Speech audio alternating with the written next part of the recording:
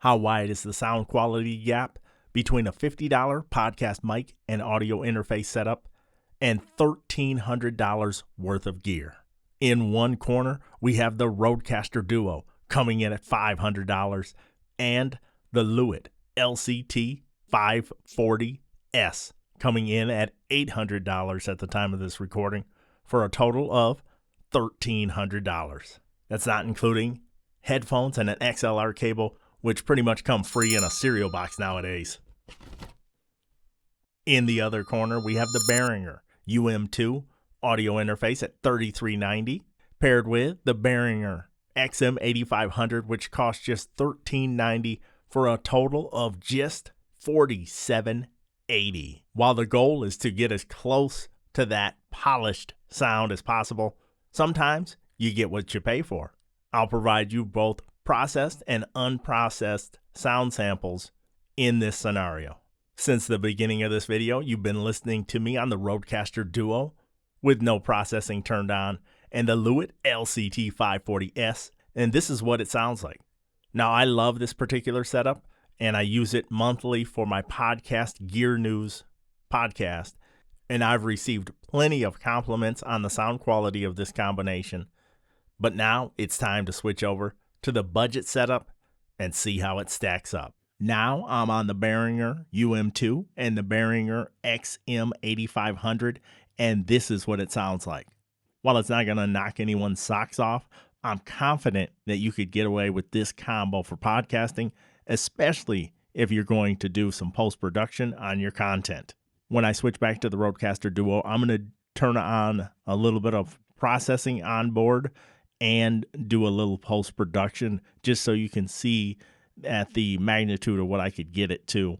And then when I switch back to this combination, I will do post-production because it doesn't have any onboard processing, and I'll show you what we can come up with for that. Back on the RODECaster Duo, now with some onboard processing combined with a little bit of post-processing, and here's what we get from this combination now. How do you like the polished sound of this setup? Be sure to let me know in the comments. Lastly, I'll put a little bit heavier sweat equity on the post-production process of the Behringer combo to see how close we can come to this sound. Back on the Behringer setup, and this is what I came up with for a completed post-production sound. I got pretty aggressive with the compression in order to try to trick your ears into thinking the sound is better than it actually is. Heavier compression can be fatiguing to listen to, along with added low-end bass, but it's one of the tricks many audio editors use to try to get that finished sound, especially when using lower-end equipment.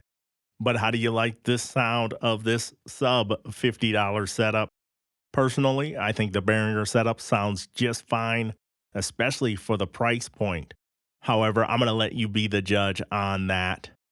To close this out, I'll switch back to the Lewitt LCT540S and the RODECaster Duo. At the end of the day, it only matters what your ears perceive. So whatever setup you have is the setup that will have to do for the content you're creating. I just thought this would be a fun experiment, and it's been on my to-do list for about a year or so. So I definitely wanted to try this out and see what your ears picked up as opposed to what I picked up.